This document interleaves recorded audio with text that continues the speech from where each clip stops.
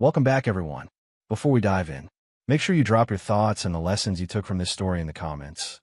And don't forget to like and subscribe. Let's get into it. The argument began between the smell of onions and the sound of a knife tapping rhythm on a cutting board. Miles Carter had learned that silence was safer than sarcasm, but even silence could become ammunition in Selena's house.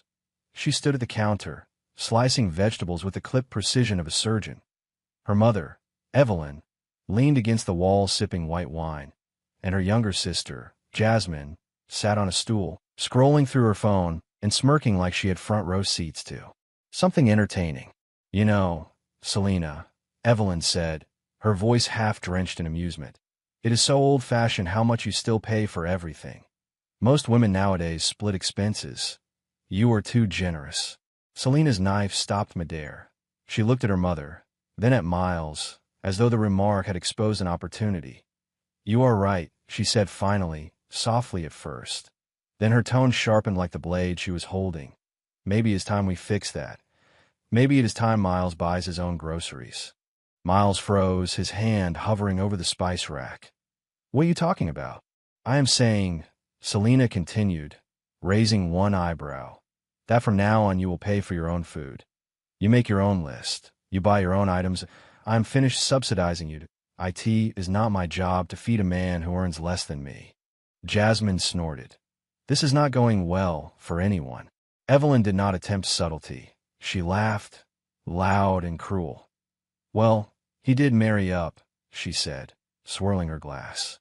Miles's hands tightened around the edge of the counter. For a moment he thought about responding, about reminding them that he had paid most of the rent when they moved in. But before the words could form, Selena's tone cut through the air again. "Do not look at me like that. Miles, that IT is just fair. You make less, you spend less. That is equality, is it not?" Evelyn chuckled. "Sounds perfectly reasonable to me." "Yes," Selena added. "I should start with the fancy coffee. That bag is what, $20 from now on. Buy your own brew. Big spender." Their voices mingled in a haze of ridicule, and Miles felt the room shrink. He looked down at the marble counter where the grocery receipt sat curled at the edges that a circle of ink glared back at him, the total underlined in Selena's handwriting.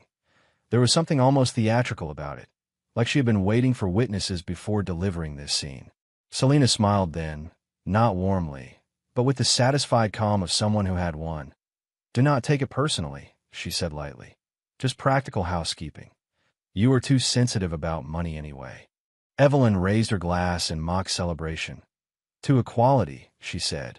Miles did not answer. He packed away the spices in slow, deliberate movements, pretending the rhythm mattered more than their laughter. Inside, something solid and cold settled beneath his ribs. He had tolerated her jabs before, her comments about his job, her condescension in front of friends, but this was the first time the humiliation had an audience, and that made it different. That made it final. Selena went back to chopping vegetables. Jasmine mumbled, "This is going to turn into a primetime drama." The laughter faded into small talk, but the kitchen felt carved into separate halves. Hers was full of sound. His was filled with silence. After dinner, Miles washed the dishes because silence still felt safer. Selena walked past him, humming, a glass of wine in hand. "Oh, and do not forget to label your shelf in the refrigerator tomorrow," she said. "I would not want our groceries mixing up. I might start charging you rent for using my yogurt." She winked as if it were charming. Evelyn laughed again. "That is my girl. Boundaries." Something inside Miles twisted, but he did not respond. He dried the dishes, stacked them neatly, and nodded instead. "Sure," he said. His voice was calm, almost foreign to him. Later that night, when the house was finally quiet, Miles sat at the kitchen table with a pen and a torn edge of paper from an old notebook. The faint echo of laughter still hung around the walls like an unwelcome perfume. The smell of garlic lingered, sharp and unforgiving. He wrote 3 lines in steady handwriting. Joint account. Close it. Savings mine. Exit plan soon. He stared at the words. They looked ordinary, harmless, almost administrative, but each one hummed with a dangerous resolve. When he was finished, he folded the paper and slipped it inside the back of an old recipe book Selena never opened. He looked around the kitchen. Her kitchen, and let the silence stretch. Tomorrow would look the same. The groceries would still come from the same store. The refrigerator would still hum. The clock above the stove would still overestimate its own importance. But tonight, something had shifted. He was not angry anymore. Anger was noisy, and he was finished being noisy. Miles stood, turned off the kitchen light, and walked toward the bedroom where Selena was already asleep. One arm sprawled across the bed, as if she owned the air. He stared for a long second before lying down on his side. Facing away, he exhaled, not out of defeat, but release. For the first time in years, his thoughts did not drift to how to please her, how to fix things, how to restore the peace. Tonight, his thoughts belonged only to escape. In the morning, the sky outside the kitchen window was a cold gray wash. Miles stood there in his robe for a long time, watching the first light creep over the neighborhood roofs while the coffee machine hissed. The house was quiet, peaceful even, but the silence no longer felt like hers. It belonged to him now, if only secretly. On the counter sat his list from the night before, retrieved from its hiding place inside the recipe book. He unfolded it, reread the 3 short lines, and let the promise of them settle in again. Joint account. Close it. Savings mine. Exit plans soon. Small steps. Invisible ones. And no confrontation yet. That could come later. Selena's footsteps sounded upstairs. Measured, light, purposeful. She was a woman who owned her mornings the way some people own their cars. Precisely, publicly, like something worth displaying. She appeared 5 minutes later, hair brushed, perfume sharp, phone already in hand. "You are up early," she said without looking at him. "I cannot sleep," Miles answered. "That is guilt," she said casually, scrolling. "Do not brood about last night. It is not a big deal. Miles, we cannot keep pretending money does not matter. Eventually, resentment builds. Money does not bother me," he replied quietly. "The way you said it does." She frowned as if she had not heard him. "Anyway," she continued, "I made a grocery list for myself. Do not touch the staples. You can get your own bread, or whatever." He nodded once. "Sure." Selena poured her coffee into an insulated mug and kissed him on the cheek. The gesture was mechanical. "Be good," she said, and left for work. When the door shut, Miles exhaled deeply and sat down at the table to be good. The phrase hung in a room like a leash. He opened his laptop and logged into their joint bank account. The balance looked harmless, a set of digits that masked years of compromise. She earned more, yes, but she managed every transaction as though she earned all of it. The alerts on his phone, small automated messages from the bank's application, all felt like reminders of ownership he did not fully have. He began with small withdrawals at first. Round numbers, 40 here, 60 there, just enough that they could be explained away as groceries, gas, or untraceable errands. Each transfer went to a new account he had opened online under his name alone, that had no joint access. No shared responsibility that he named a private savings. As he watched the small balance grow, something inside him settled. It was not about greed or revenge, that it was about breath, control, the quiet restoration of self-respect sliced thinly across days. Selena noticed the difference, but drew the wrong conclusion. That evening, as he cooked dinner, his own pasta, his own sauce, she leaned against the doorframe, watching him with narrowed eyes. "You have been quiet lately," she said. "Is that guilt still hanging around?" "No, just observing and learning," Miles replied. Her smile did not reach her eyes. "Good. Maybe you should be. A little reflection is not bad for you." He stirred the pot. "I am reflecting plenty on spending habits." She laughed, a short, derisive sound. "Do not start moralizing now, Mr. Accountant. You are fortunate I have not asked you to split utilities too. Yet," he said. The word landed almost gently, but it had weight. Her head tilted. "What is that supposed to mean?" "Nothing. Just being realistic." For a moment, they stared at each other over the kitchen island, the same place she had humiliated him 2 nights before. The air felt heavier, but Miles did not break eye contact this time. Eventually, she rolled her eyes and left the room, muttering something. After she went upstairs, he cleaned the kitchen in silence. He noticed everything he had never paid attention to before. The way she left cabinet doors open, the faint lipstick stains on the coffee mugs, the labels she had stuck on plastic containers like everything required her name to exist. Selena's flour, Selena's sugar. Ours, Miles thought, but never truly ours. Later that week, he began sorting through paperwork she had left scattered around the home office. Bills, receipts, statements. Not to snoop, but to understand. The financial footprint of their marriage read like an autopsy report. Car loans under his name, expensive home decor under hers, joint bills defaulting to his paycheck. She dressed it all up as shared responsibility, but the balance was staggering. He built a spreadsheet on his laptop, column by column, categorizing every payment he had made over the past 3 years. Electricity 90% his, grocery expenses 70% hers, but later reimbursed from his account. Gas, rent, repairs, all in by midnight. He finished the calculations and leaned back in his chair. The numbers told a truth he had refused to see until now. He had not been living as a husband. He had been living as a convenient investment. The next morning, Selena waved at him from the doorway, briefcase in hand. "Do not forget your separate grocery run, hero," she teased. "I will not," he said, slipping on his jacket. "In fact, I might start budgeting properly, too." She laughed. "Good luck with that." When she left, he went straight to the bank in downtown Chicago. The teller, a woman with warm eyes and a neutral tone, smiled politely as he filled out the form to open his second savings deposit. When she asked for the purpose of the account, Miles smiled back and said, "Rebuilding priorities." By the time he returned home, the air felt lighter. The house still looked the same, her photos on the wall, her coat thrown across the couch, but the ownership of it had already begun to shift in his mind. Selena would notice the difference soon enough. The small distance blooming between them was no longer accidental, that it was deliberate. When she came home that night, she tossed her bag onto the sofa and looked at him suspiciously. "You are being too calm lately," she said. "Do not think I do not notice." "Maybe calm is what happens when I stop walking on eggshells," Miles replied. She smirked. "Cute line. Are you rehearsing for something?" "Yes," he said, smiling faintly. "Freedom." She laughed, assuming it was a joke. But he did not correct her, because for the first time in years, Miles was not just living in his marriage. He was auditing it quietly, thoroughly, and he already knew which accounts were about to close. "Remember," Selena called from the living room later that week, her voice carrying down the hallway.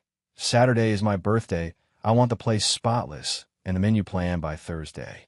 Miles was sitting at his desk, half listening, half drifting through work emails. He looked up, blinking. He gave a quiet, "Yes, I remember," before turning back to his laptop, hiding the faint smile tugging at the corner of his mouth.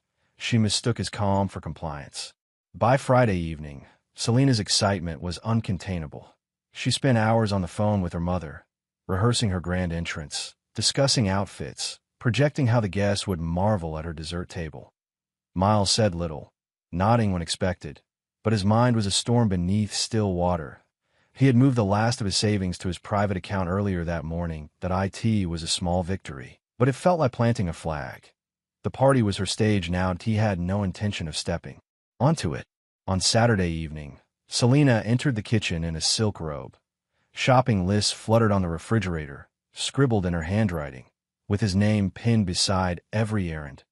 "Miles," she called out. Silence. She checked the living room. Empty. The study. Empty. Only his mug sat on the table, rinsed and turned upside down to dry. Her eyes narrowed. She dialed his number. It rang 3 times before he answered, his voice calm. "Hello. Where are you?" "Out." "What do you mean out?" "The guests will be here in 2 hours. You were supposed to pick up the meat, the wine, the decorations, everything." Miles shifted his phone to the other ear, resting one arm on the steering wheel. The hum of his parked car was the only sound. "Me? Why would I do any of that? Do not act foolish. It is my birthday. And why have you not done any preparations yet?" "Because," he said evenly, "it is your birthday, your party, your guests, your responsibility." There was a beat of silence, so heavy it might have had mass. "Miles, do not play games with me. You promised you would help." "I never promised you anything like that. You told me there was a party on Saturday." The line went utterly still on her end. Then came a breathless scoff. "You are unbelievable. You are doing this to humiliate me on my birthday. You even realize how this looks? 20 people are coming here." "I know. Miles said, "So maybe start setting the table. Do not you dare hang up on me." His tone was calm, unhurried. "Enjoy your party." Then he ended the call. At the house on the north side, the driveway became a parade of laughter and headlights by 6 o'clock. Guests streamed in holding wine bottles and presents, ready for celebration. Selena greeted them with a glassy smile, her mind racing. The dining table was bare and no roast, no platters, no side dishes, not even the faint aroma of cooking. Her mother was the first to notice. "Sweetheart," Evelyn whispered, tugging her sleeve. "Where is the food?" "It is coming," Selena stammered. "Miles, he is running a bit late." Evelyn's brows knit. "You let him handle the food?" Selena tried to laugh, but it came out sharp and brittle. "Of course not, we were supposed to."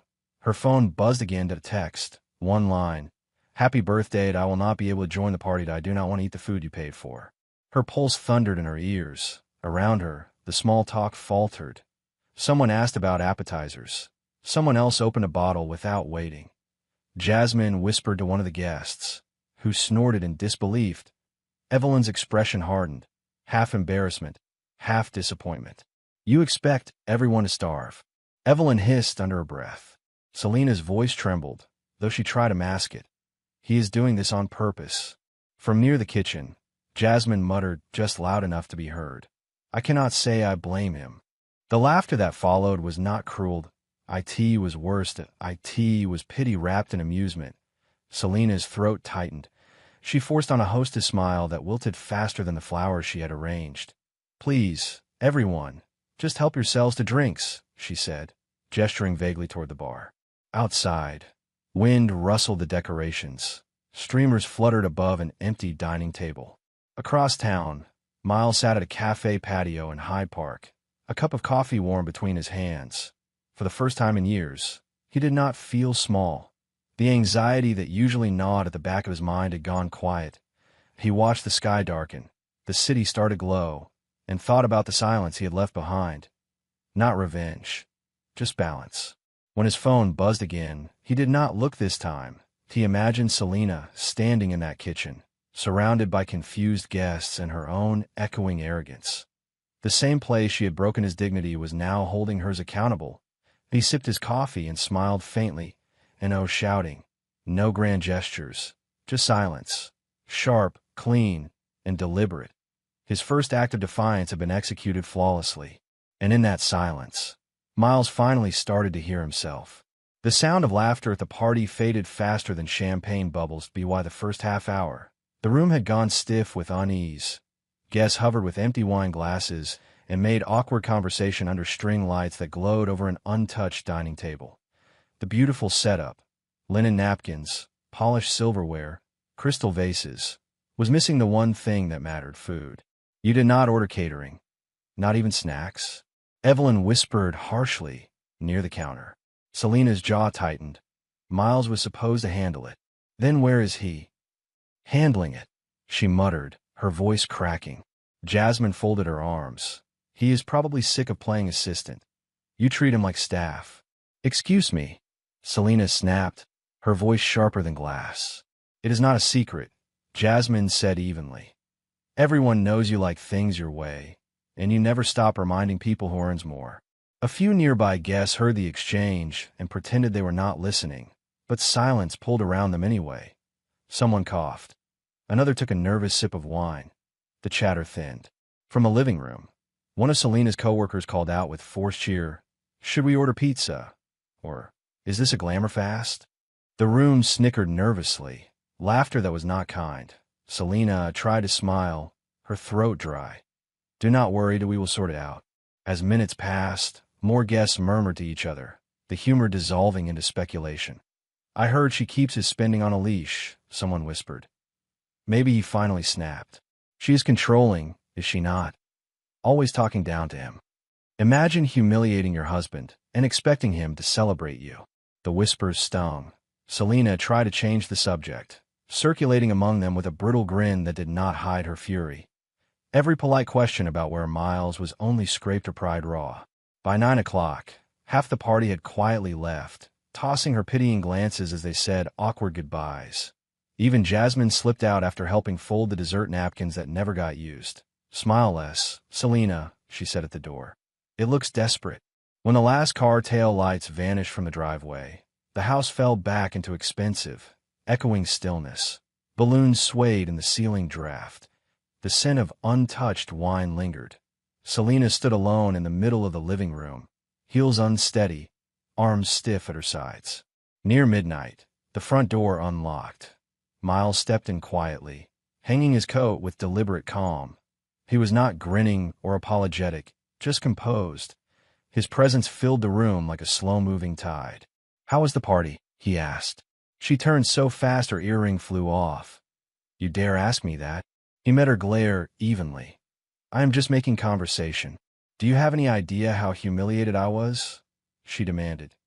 "People laughed at me. They walked out. Do you know what they were saying?" "I can guess. I have never been so embarrassed. Do you think this was funny? Making me the fool on my birthday?" "Funny," Miles repeated, stepping closer, voice steady. "No, Selena, it was not funny when you called me a burden in front of your family. It was not funny when you decided I was not worth your groceries. This was not about jokes. It was about honesty." She blinked, thrown by his composure. "You are blaming me?" "I am not blaming anyone," he said. "I am acknowledging the rules you made. Separate groceries, separate responsibilities that I followed through." She laughed harshly, her tone trembling. "You humiliated me in my own house. The difference is I did not have an audience when I finally decided to stop playing along. You should have discussed this first. Did you discuss anything before telling me to get my own groceries?" Selena's shoulders tensed. "So now what? You get the satisfaction of turning me into gossip?" "I am not interested in gossip," he said simply. "I am interested in peace." She stared at him, blinking fast like she could not recognize him. "Who even are you right now?" He gave a faint shrug. "Someone who has finished being convenient." He opened the refrigerator and pulled out 2 rolls of masking tape. Selena watched, still trembling from fury, as he tore short strips and pressed them across the shelves. The sound of tape peeling filled the silence like punctuation. "What are you doing?" she demanded. He did not look at her. "Following your instructions." When he was finished, he stepped back down on the top shelf in clear marker. He had written Selena. On the next shelf, Miles. "This is childish," she scoffed. He turned, his tone calm, but final. Humiliation was not. For once, she had no retort. He walked past her, shoulders loose, steps unhurried. "You want a division, Selena. I am giving it shape." "Miles," she started, but his hand was already on the stair railing. He climbed the stairs, leaving her standing amid the decorations, a single candle still burning on the untouched cake. The refrigerator hummed in the background, its new labels dull under the kitchen light. Upstairs, Miles lay awake for a long time, staring at the ceiling. It was not victory he felt, just relief that a quiet, almost fragile freedom.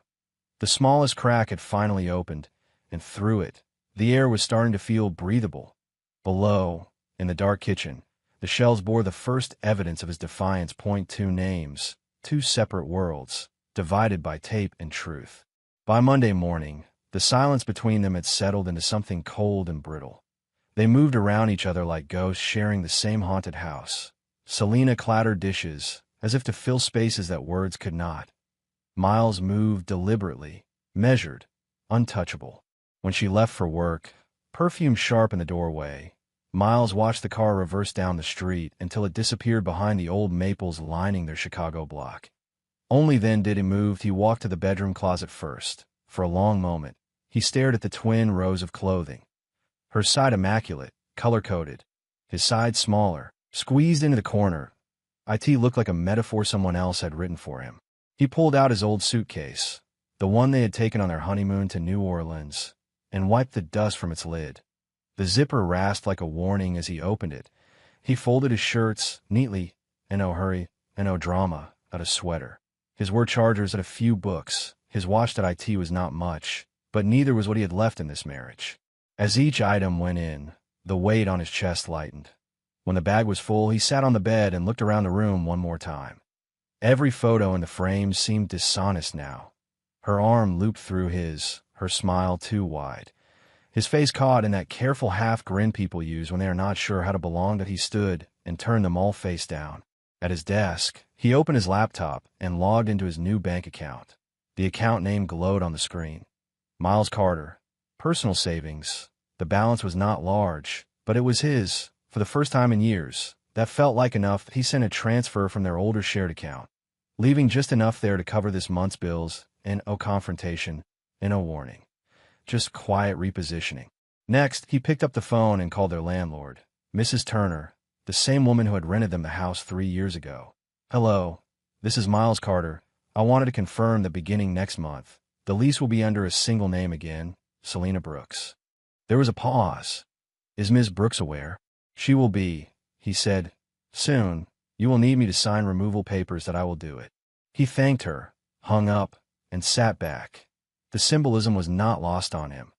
That house, once their supposed fresh start, would now carry only one name: hers. Later, he drove across town to view a small one-bedroom apartment in Uptown. It stood at the edge of a quiet block. Nothing luxurious, bare walls, clean floors, and a window that faced a line of trees. The landlord, a quiet older man named Mr. Randolph, handed him the keys to look around. "I am still getting it cleaned," the man said, but Miles barely heard. The air smelled faintly of paint and something new. Standing there with sunlight falling across the floorboards, Miles realized he could breathe properly again. The freedom was almost unnerving in its simplicity, and no noise, and no criticism, and no audience. Just space. "I will take it," he said. That evening, Selena's messages began to light up his phone before he had even returned the keys to the car. "Where are you? We need to talk about your behavior. Ignoring me will not fix what you did. Miles, be reasonable. Do not throw away 3 years over one fight." He did not respond. By nightfall, her tone shifted. "You are dramatic. You should be apologizing for embarrassing me, D. Oh, you know what my coworkers said. They are laughing at me because of you." Then another message arrived, sharp and curt. "You are pathetic, Miles. Acting like a victim, that if you want to go, go. But do not expect me to chase you." A few hours later, his screen flashed again. "All right, I overreacted. Can we reset? Come home. Let us talk." Miles finally texted back. "All right, we will talk and I will be at the house at 8 o'clock. He set the phone face down on the table and stared out the window of his rental It was parked near the waterfront by Lake Michigan, city lights flickering across calm water. It felt strange. The quiet did not ache anymore.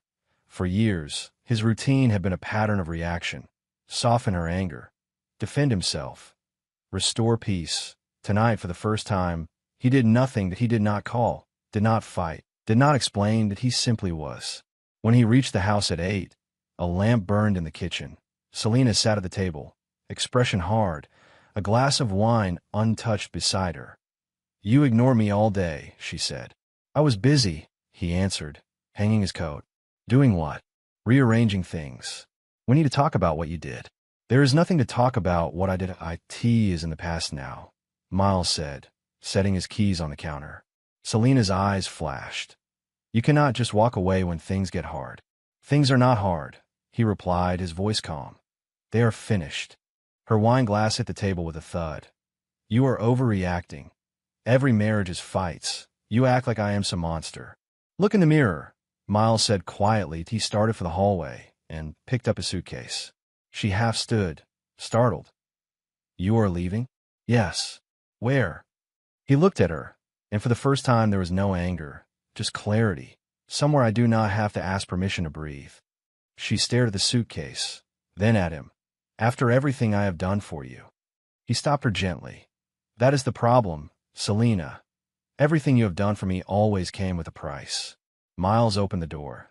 The night air was cool and clean against his face. Behind him, Selena's voice cracked through the room one last time, half threat, half plea.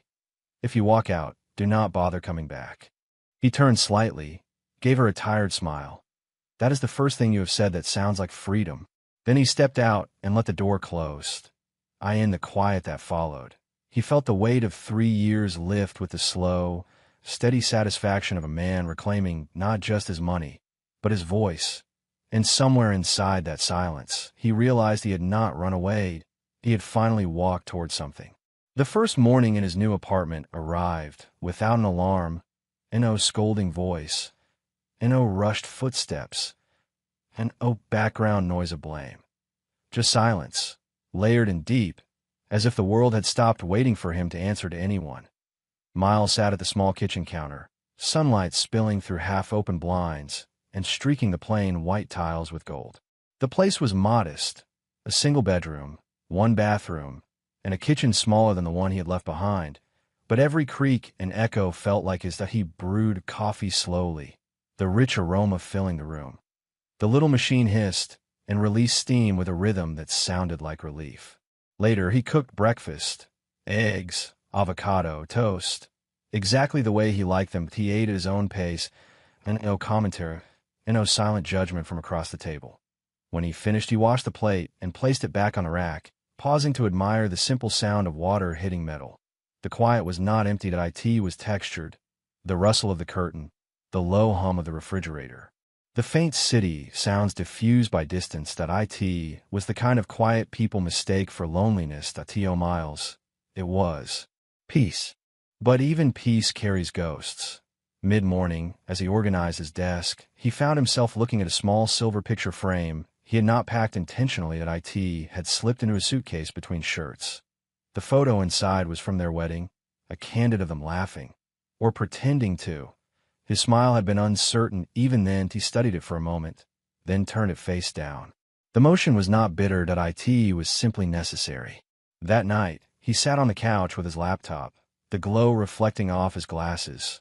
Pages of notes filled the screen, a jumble of reflections, dialogues, and fragments of memory. He had not planned to write anything, but now that the space was his, the words came like breath. He typed the heading slowly. The weight of quiet. How control disguises itself as care. He stared at the title for a long time. That it was not perfect, but it was true. The words poured out in uneven bursts. That he wrote about the subtle things. Her insistence on checking their bank statements for safety. The way she framed ownership as protection. How apologies had always been weapons offered too late. He detailed each social humiliation wrapped in charm. Each argument disguised as concern. He did not embellish or accuse. He simply documented one truth after another until the paragraphs stopped echoing in his chest. After an hour, he took a break, walking to the small balcony that overlooked a quiet street. The air outside was cool, tinged with rain. People passed below with errands and laughter, and he realized how strange it was to witness life without explaining his own place in it. His phone buzzed on the table behind him. Selena's name flashed for the first time in days. That he let it ring. A few seconds later came a message. "Are you really not going to talk to me? I'm trying to fix this." He stared at the text for a while before typing back. "Some things do not need fixing, Selena. They need finishing." He hit send. The 3 blinking dots appeared for a moment, then vanished, and no reply. The silence returned, softer than before. Miles poured himself another cup of coffee and sat back down to write. The guilt that had been clinging to him since he walked out began to dissolve. It was still there, shadowing the edges, whispering that maybe he had been cruel. Maybe he had abandoned something worth saving. But it did not rule him anymore. By midnight, the page count had grown. The apartment hummed with the calm rhythm of someone finally owning his hours. The title on the front page looked different now, less like defiance, more like truth. The weight of quiet was not about Selena. That it was about escape, recovery, and the rediscovery of self-respect that often hides behind silence. Miles closed his laptop and leaned back, smiling faintly. The next afternoon, he walked to a neighborhood hardware store and bought blue painter's tape, a new curtain rod, and a small potted rosemary plant. The clerk, a man with an easy smile, bagged the items and said, "New place." "Yes," Miles said, starting fresh. "Good feeling," the clerk replied. Back at the apartment, Miles set the plant on the kitchen sill. The rosemary scent floated upward when he brushed it with his fingertips. He cooked dinner slowly and ate while reading messages from an old friend, Toby Grant, who he had not spoken to in months. "Heard you moved out," Toby wrote. "You all right?" "I will be," Miles replied. "You need company. Not tonight, but soon." "Proud of you, man," Toby wrote. Truly. A week later, Miles submitted his essay to an online magazine that highlighted first-person narratives about relationships and mental health. He did not expect much. Maybe a polite no, maybe silence. Instead, the acceptance email arrived on a quiet Thursday morning when the world still smelled like coffee and rain. He read it twice, heart knocking once against his ribs before settling into a slow rhythm. Congratulations. Your submission, The Weight of Quiet, has been accepted for publication. Live date this weekend. It felt surreal. He was not just riding into the void anymore. Well, he said softly to the empty room. I suppose silence finally spoke. When the article went live, he expected little. Maybe a comment or two, a polite handful of readers. Instead, by midnight, his name was everywhere. The piece spread across social media like fire on dry grass. Screenshots, threads, debates.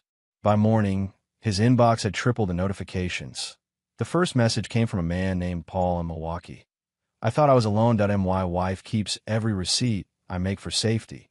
You just described my marriage. Thank you. Another read. I have never had the courage to see my life as abuse until your story held up a mirror. I packed my bags last night. Thank you for the map. They kept coming.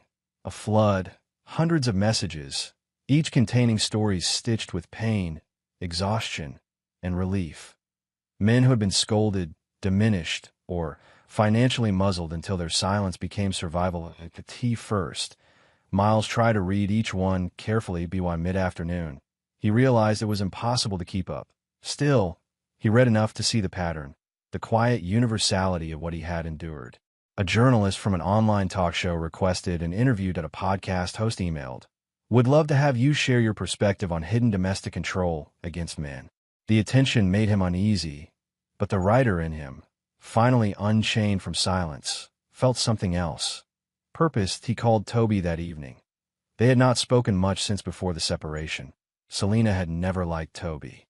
I saw your name trending, Toby said, laughing in disbelief. You were practically viral. That my cousin sent me a link like, this man's story made me rethink relationships. I said, that is my friend. Miles laughed softly. It is strange that I did not do this for attention. I know, Toby said. That is why it worked. You told the truth. People can sense truth even through a screen. It is odd, Miles said, staring at the article on his laptop. All that pain turned into this for so long. I thought I was just weak. No, Toby said firmly. You were surviving. And now you're teaching others how to. By the end of the week, the piece had crossed 1 million views. Comments piled up beneath it like confessions written from long shadows, some angry, some grateful, some raw. Miles ignored most of the noise. He reminded himself that public opinion was not a compass. It was a weather vane, spinning toward whoever shouted loudest. Then a message cut through the noise like a blade. You turned our marriage into a joke, Selena. He read it while pouring his morning coffee. The screen's glow cast a pale reflection over his face. It is not a joke, he typed back. It is a manual. He pressed send. The simplicity of it made him smile. Within hours, someone had taken screenshots the afternoon. His reply had been reposted across platforms, accompanied by commentary lines like sparks. When truth sounds like rebellion. A manual for men who are told their pain does not count. He said what most are too afraid to say out loud. The conversation exploded. Some users defended Miles fiercely, opening up about their own stories of being dismissed or controlled. Others accused him of exploiting his marriage for popularity. BY Evening. Hashtags had started forming that a live panel on a digital talk show discussed it at a psychologist called Miles's writing a mirror rarely turned toward modern relationships. Another guest, visibly irritated, claimed he was fanning a dangerous narrative that victimhood was gender-neutral. Miles watched a few clips from the segment on mute, sipping tea. Toby called again. You lit the internet on fire, he said, half laughing, half awed. You are trending in multiple states. What is next? Writing, Miles said simply. What else? That is what he did. He leaned into the work, publishing thoughtful, grounded essays about invisible power dynamics and the unspoken rules that govern relationships. He wrote a series answering readers' questions with compassion and calm precision. His tone was never bitter. It was anchored, deliberate. During one interview, a host asked, "Do you hate your ex-wife?" Miles paused, then smiled carefully. No hate would mean I am still tethered and I outgrew the rope. The clip went wide again. Publishers began reaching out to a podcast network offered him a limited series. News outlets pursued profile features. Miles kept each opportunity filtered through the same question. Will it help someone else breathe easier? If yes, he said yes. Otherwise, he declined. At night, when the notifications dimmed, he sometimes thought about how strange it all was. 3 years of silence had swallowed him whole. Now that he had spoken, the world refused to stop listening. Still, the backlash no longer bothered him. People reacted the way they had been taught, some defensive, some afraid, others ready to listen. That was the point. Truth was supposed to make people uncomfortable. One evening, he received an anonymous message. You made me realize my marriage is not partnership, IT is management. Tonight, I'm going to end it. Thank you. Miles read it 3 times before closing his laptop. From somewhere between the glow of city lights and the hum of night traffic, he realized his life had split into 2 versions. The one that served a story and the one that lived after it. Selena's fury had receded into background noise, drowned out by hundreds of voices, choosing themselves instead. Months passed. He kept writing, he kept cooking, he kept the rosemary plant alive on the sill. He did not seek therapy right away, though colleagues advised it. He took long walks by the lake and listened to the quiet, trying to teach himself the difference between peace and numbness. Then one afternoon, an envelope arrived from a publisher with a modest check for his latest essay. He turned it over in his hands, the numbers steady but not extravagant. Money earned from his voice, his pain, his reclaiming. He leaned against the counter and whispered to himself, let us make it mean something. By evening, he had already named it the Shared Stove Project. The name came to him while stirring sauce on the stovetop, the sound of simmering filling the apartment. IT felt right. IT was about warmth, about having something of your own and passing on to a small fund. He decided, a microgrant program for men trapped in controlling relationships who needed a little help breaking free, just enough to afford a room, a bus ticket, or a start. He called Toby. The Shared Stove Project, Toby repeated, grinning through the line. That is poetic. It is practical, too. Miles said, a kitchen is where it all started. Might as well let it fuel something better. I will help with setup, Toby said. You are turning pain into permission slips. That is rare. Maybe, Miles said thoughtfully, but it feels like closure. The next day, he updated his website with a new tab. Apply for support. He wrote a short note beneath it, simple and unpolished. To the men who were told quiet was kindness. This is your exit fund. He pressed publish, exhaled, and felt something deep within him finally settle. Applications came slowly at first, and a man from Cleveland asked for 2 weeks rent to bridge a move, and a father of 2 in Baltimore needed travel money to stay with his brother until he could secure a lease. Miles read each request with care, followed up where he could, and sent what the fund could afford. He kept receipts, wrote acknowledgments, and asked for nothing in return except that they promised themselves quiet without fear. The weeks grew busier. His landlord, Mr. Randolph, stopped by to fix a stubborn window latch and noticed a growing stack of envelopes on the hall table. You are running a small business out of here? He asked kindly. A small lifeline, Miles said with a smile. Well, Mr. Randolph replied, closing his toolbox. The world needs more of those. One afternoon, as Miles answered emails, his phone buzzed with a call from an unknown number. Hello? Is this Miles Carter? A woman's voice asked. It is. My name is Dr. Sharon Atkins. I am a counselor who works with survivors of emotional and financial abuse. I read your essays. I think your work could help guide some of my clients. Would you consider a small workshop? Nothing flashy, just a room, a whiteboard, and a conversation. Miles hesitated. He was a writer, not a speaker. I am not sure I am qualified. You are qualified to share what you live, Dr. Atkins said. That is often what people need. All right, he said after a quiet moment. I will try. The workshop took place in a community center on Chicago's South Side. The room was modest. Folding chairs, a whiteboard, a pot of coffee brewing in the corner. 10 men arrived. One by one. They spoke about the kind of control that leaves no bruises. That a man named Leonard described a wife who tracked his mileage. A teacher said his partner demanded receipts for lunch, splitting hairs over cents. That a nurse talked about the shame he felt asking to buy new shoes. Miles listened more than he talked. When he did speak, he stayed simple. You do not have to dramatize your story to make it real. Quiet damage is still damage. Afterward, a tall man in a gray sweater shook his hand. I was not sure I belonged here, he said. I do I not? Yes, Miles said. You do. He walked home in the early evening, past storefronts and late buses, thinking about how many people move through the world without anyone noticing what they carried. He stopped at a small grocery, bought a loaf of bread and fresh basil, and returned to his apartment to cook. As pasta boiled, he scrolled through a short message from Selena. We need to talk about the lease and the furniture. He replied, send your list that I will sign what makes sense. Her list arrived the next day, efficient, itemized, and unyielding. He read through it twice, crossed out the couch, returned the dining table, and agreed to the office chair. He added one note. No more joint assets and no more joint accounts. This is done. A month later, standing outside the courthouse, he held a thin stack of documents that did not look like freedom, but felt exactly like it. Filing for divorce had not been impulsive, that IT had been methodical, rooted in months of reflection. When he told his lawyer, his voice had been calm. It is not about anger, I just want out of the contract. She turned into a control clause. 3 days after filing, the petition was served to Selena at her office. The first call came within the hour. What is this? She snapped, her voice slicing through the speaker. Divorce papers, Miles said evenly.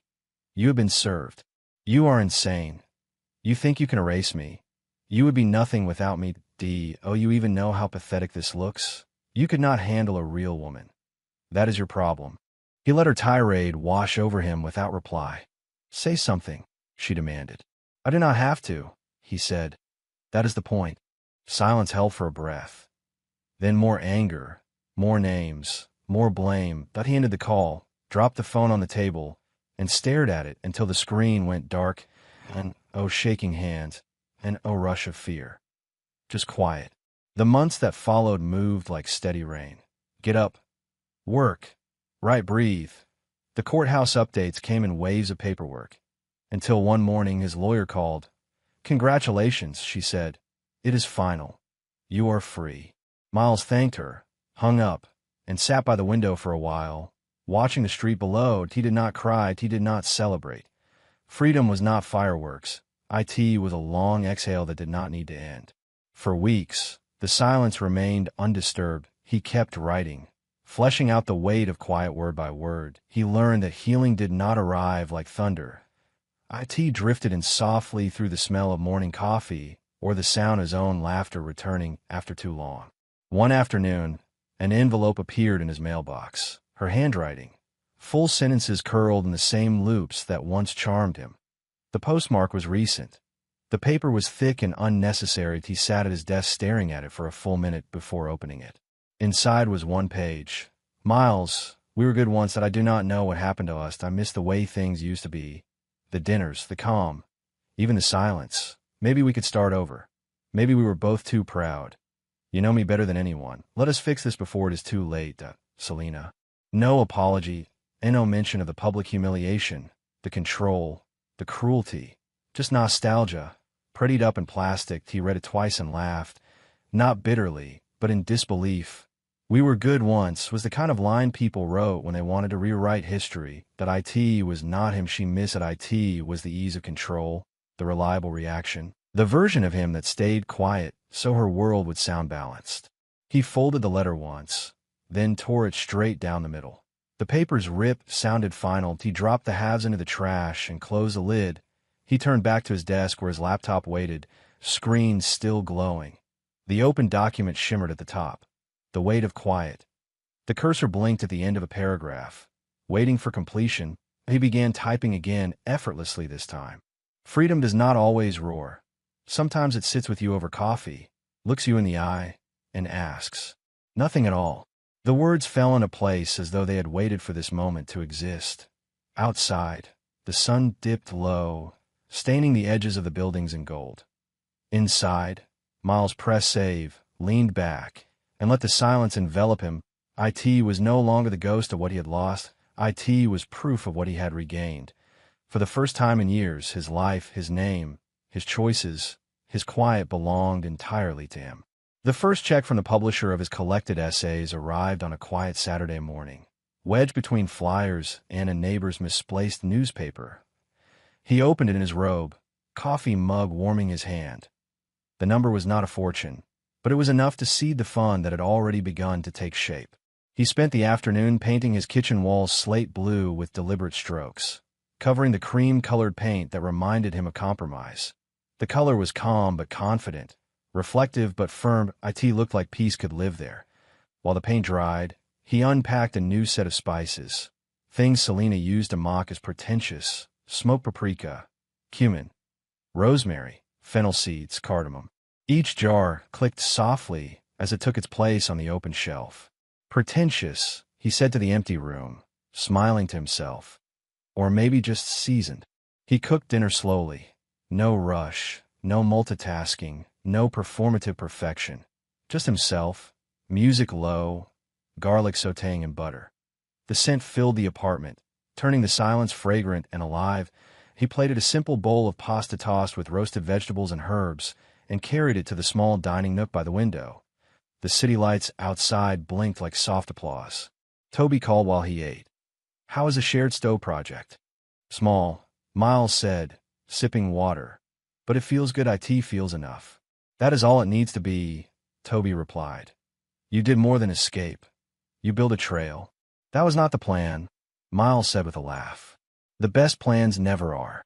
After the call ended, he sat quietly, finishing his meal and thinking about beginnings. 3 years of quiet suppression. 1 cruel remark about groceries. A single list hidden inside a recipe book. Now there was only one list that mattered. Freedom, ownership, choice, peace. That he took another bite, closed his eyes, and let the warmth settle. Over the next year, the shared stove project grew modestly, but steadily. That a small community formed. Volunteers, counselors, attorneys willing to advise for free, donors who sent what they could. One evening, after a webinar on financial self-protection, a man approached Miles in the chat and said, "You gave me words for what I could not name." "I'm glad," Miles wrote back. "Name it, and you can set it down." Another night, he met Jasmine by chance outside a bookstore in Bronzeville. She was alone, her expression guarded. "I read your work," she said, after a short pause. "All right. I did not defend you when I should have," Jasmine said. "I thought you would leave sooner." Miles nodded. "I thought so too." She swallowed. "Selena is still telling everyone you try to ruin her." "I know. For what it is worth," Jasmine added softly. "I stopped believing her a long time ago." "Thank you." They stood quietly for a moment while a city bus sighed to a stop behind them. Jasmine took a breath. "Take care of yourself, Miles." "I will, you too." He walked home along streets lit by shop windows and corner lamps, thinking about the odd way grace sometimes arrives from those who once watched you break. On a crisp evening in early fall, the community center invited him back. Not for a workshop this time, but for a conversation with couples willing to learn new patterns. That a few arrived hand in hand, that a few sat far apart. Miles opened with a simple sentence. "Control has no gender. IT only has methods." A man in a neat blazer, sitting beside his wife, raised his hand. "How do we come back from years of this?" Miles considered. "If you are both willing to name the harm out loud and rebuild with transparency, you might. You will need boundaries that protect both of you. Not only one, but sometimes the only way back to yourself is forward without the other." Afterward, a young woman approached with damp eyes. "My brother used your grant to get a small room," she said. "He is safe now." "Thank you." "Tell him to eat well," Miles said with a small smile. "Tell him to flavor his life." Years later, the shared stove project had grown far beyond his quiet apartment. What began as a modest grant fund evolved into a network, a community bound not by anger, but by empathy. Thousands of men, once silenced by shame or disbelief, found their footing again through small acts of help. That a bus ticket, that a week's rent, a reminder that leaving was not losing. That IT became less a charity and more a lifeline. Each story echoing the same truth: survival can be tender, and rebuilding can be dignified. Miles never sought the spotlight that followed. He lived simply in that same slate blue kitchen, writing when the mood struck, cooking when peace demanded it, sometimes Letters arrived from those he had quietly helped. They began the same way. I did not think anyone would believe me. They ended with a new address, a new job, or a recipe they had learned to favor. On a winter night when the wind pressed cold fingers against his windows, Miles brewed tea and stood by the stove, his refuge, his start, his proof. He thought of the night he had stood alone by a different stove, choosing freedom over fear. The world still debated his story, but he no longer felt the need to defend it. His life had already become what his words once promised. The quiet proof that strength at its truest was never about endurance. It was about knowing when to begin again. He lifted his cup, inhaled steam scented with mint, and smiled, slow, genuine, unguarded. For years, he murmured to the walls that now belonged to him, "I thought strength meant staying." He set the cup down, wiped his hands on a towel, and looked around the kitchen. Every surface witnessed a change. "Now I know," he said, letting the words rest as evenly as a plate on a table. "It means leaving well fed." If you enjoyed this story, please like, comment, and share this video with your friends. Subscribe and turn on the notification bell so you never miss a powerful story drop.